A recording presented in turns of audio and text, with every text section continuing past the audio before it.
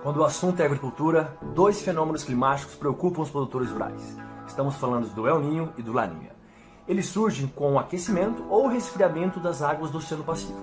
O resultado é o surgimento de mudanças climáticas que causam o aumento de chuvas em algumas regiões e estiagem em outras. E isso atinge o Brasil e vários outros países. É sobre esses dois fenômenos e o risco que eles trazem para o agronegócio que falaremos no vídeo de hoje. E para você que ficar até o final, nós temos um bônus especial.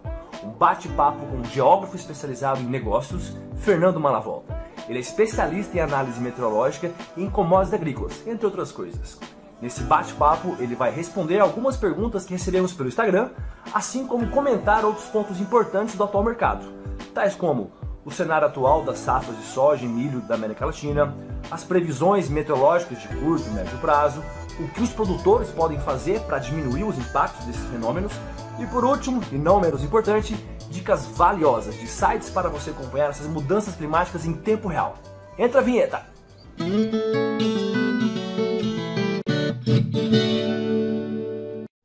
Turma, eu sou Gustavo Scheroff. Bem-vindos de volta ao canal Segredos do Agro.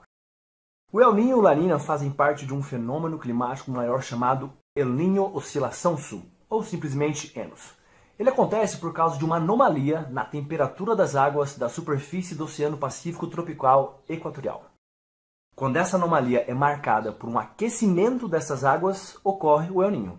Se ao contrário houver um resfriamento, aí surge o Laninha.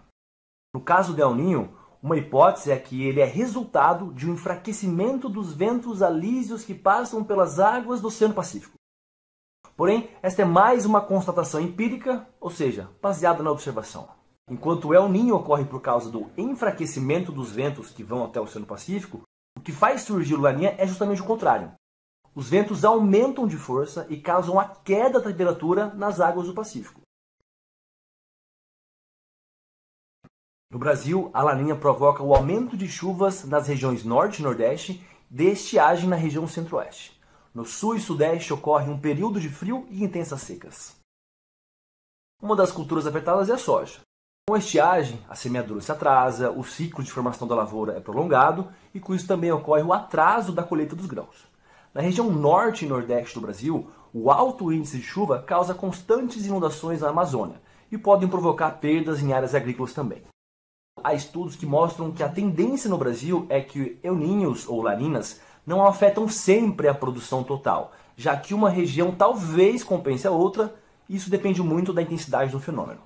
Diferente do que ocorre com os hermanos na Argentina, onde essa compensação praticamente não existe, devido a uma maior concentração na área de plantio. Com isso, os efeitos desses fenômenos são muito mais severos do que aqui no Brasil. Turma, chegou a hora do nosso bate-papo com o Fernando Malavolta. Malavolta, seja bem-vindo ao canal. Eu quero começar agradecendo a sua presença aqui por compartilhar com a gente o seu conhecimento, suas análises. E aproveitando para fazer a primeira pergunta que veio dos meus seguidores lá do Instagram.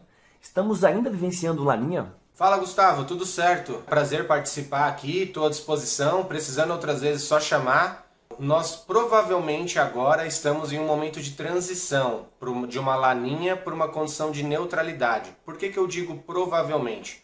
Porque na última medição oficial feita aí, pelo Columbia Climate School, que é a principal instituição, uma das principais, que formaliza a condição de ENSO, se é uma Laninha ou um El Niño, que foi feita aí na segunda metade de dezembro, nós ainda estávamos formalmente em uma Laninha.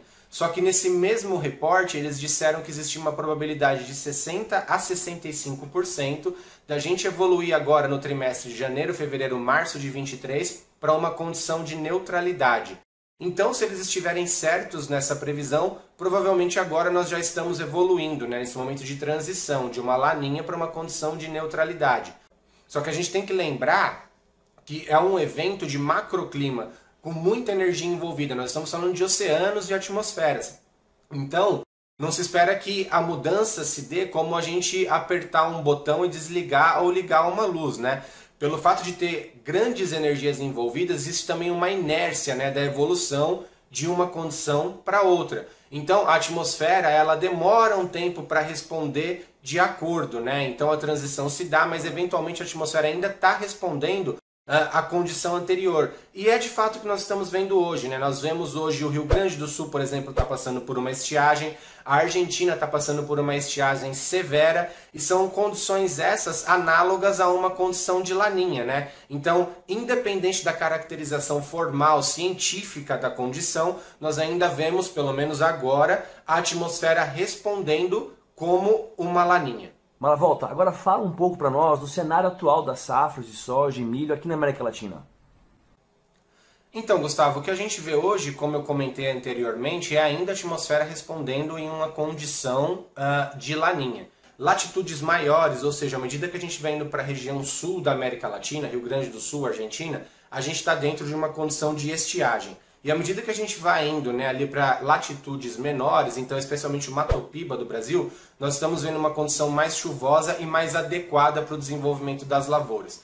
Enquanto no Rio Grande do Sul é sim esperado uma quebra de safra significativa, nos outros estados, especialmente região centro-oeste e Mato Piba, a gente espera que boas produtividades mais ou menos compensem essas perdas no Rio Grande do Sul. Então, um pelo outro, a expectativa é que no país a gente observe aí produtividades próxima à média histórica ou de repente um pouco abaixo, a depender de como vai evoluir as chuvas nas próximas semanas. Outra coisa que a turma quer saber, quais são as perspectivas diante das atuais previsões meteorológicas? E aqui, gostaria que comentasse um pouco também do milho segunda safra.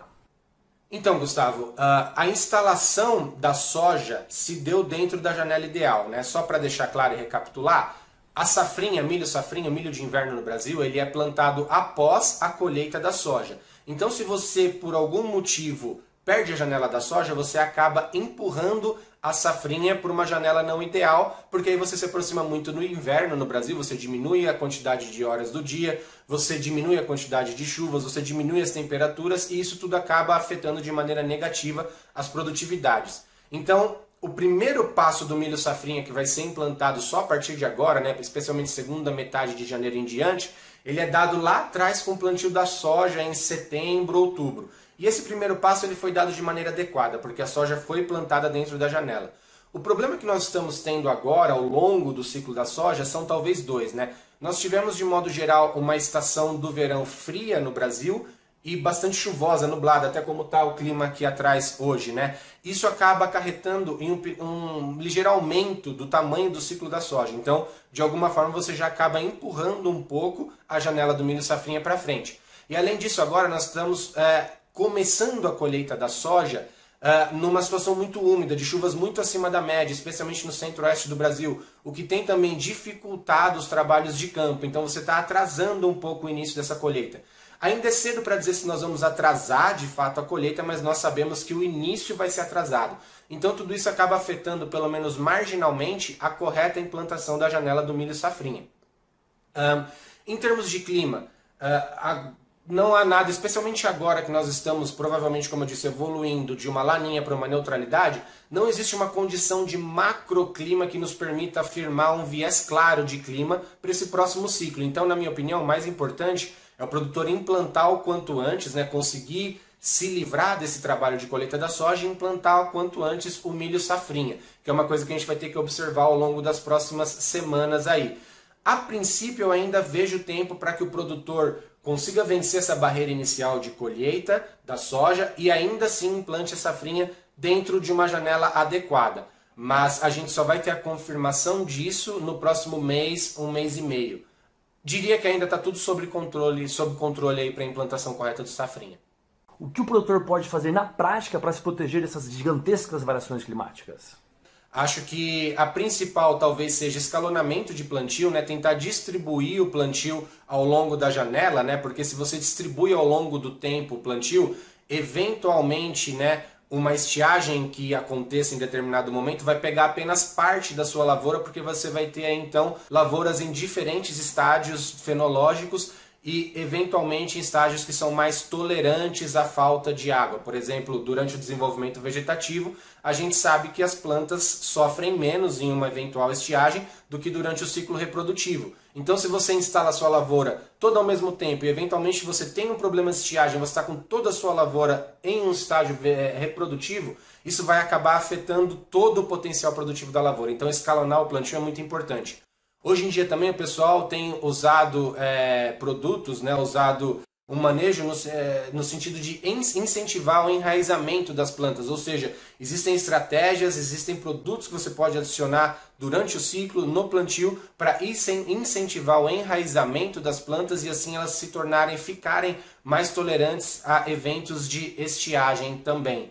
Além disso, claro, usar o material genético adequado, o material que tenha sido desenvolvido para a sua região, para a sua latitude, boa fertilidade do solo, bons produtos, bons manejos no sentido de evitar pragas, que tudo isso, né, se você tem uma planta sadia, uma lavoura sadia, ela tem maiores chances de passar bem por um evento de estresse hídrico, de estresse climático. Tudo isso conta também. Por último, e não menos importante, quais são as suas dicas aí de fontes pagas e fontes de graça que a turma pode entrar e acompanhar o mercado climático? Para monitorar o ENSO, nós temos a principal fonte de informação, eu diria que é o International Research Institute for Climate and Society, que é o que eu mencionei no início da nossa conversa, né, do Columbia Climate School. Lá você pode acompanhar então a condição do ENSO, se nós estamos em uma laninha, El Niño ou neutralidade, e também como que os meteorologistas estão enxergando a previsão desse fenômeno para os próximos meses. Eles rodam diversos modelos, tem uma pluma ali de modelos de previsão, e lá você consegue ver qual que é a situação mais provável de acontecer no futuro, isso relativo ao ENSO. Relativo a modelos de predição climática, de chuva, né? Basicamente, a gente olha muito dois modelos, então o modelo europeu e o modelo americano, e uma boa fonte para acompanhar as rodadas desses modelos é o Tropical Tidbit, que é um site que ele reúne as rodadas desse modelo e ele disponibiliza gratuitamente para a comunidade acessar em mapas, de maneira interativa, então também é bem legal. Eu vou deixar o link de todos esses sites que eu estou dizendo aí para o pessoal deixar na descrição do vídeo, e aí quem tiver interesse acessar. Falando aqui de fontes do Brasil, em português, a principal certamente é o INPE, né, o Instituto Nacional de Pesquisas Espaciais. Eles também disponibilizam um produto próprio de predição climática. Claro que dentro desse produto eles também usam o modelo bruto, as matrizes, né, os dados numéricos dos modelos americanos e europeu, mas eles parametrizam e rodam esse modelo aqui para o Brasil. Então, em teoria, pelo menos, eles deveriam ser mais assertivos, porque eles tomam em conta também características de microclima, características orográficas aqui do Brasil, né? Então, em teoria, eles deveriam performar melhor do que esses modelos mais genéricos, vamos dizer assim. E falando de uma fonte paga, né, que o mercado, né, nós que atuamos no mercado de commodities, que a gente olha muito, é a Maxar, né? A Maxar, que é uma empresa aí de satélites, de sensoriamento remoto, também tem um braço muito interessante e conhecido do mercado para clima. Então, basicamente o mercado inteiro olha os produtos deles, né? A gente às vezes até brinca que não importa muito a realidade para o mercado, mas importa sim o que a Maxar está dizendo, porque como muitos traders, muitos comerciais olham os produtos deles, o mercado às vezes acaba refletindo mais o que eles estão publicando do que os grandes institutos de meteorologia estão publicando em prática. Mas esse já é um serviço pago, né? Que acredito que, a não ser que seja o objetivo da pessoa trabalhar dentro desse mercado, não haveria necessidade de você ir para um produto pago, porque as fontes gratuitas, elas também disponibilizam boas informações que possibilitam qualquer um acompanhar os eventos de clima que estão acontecendo.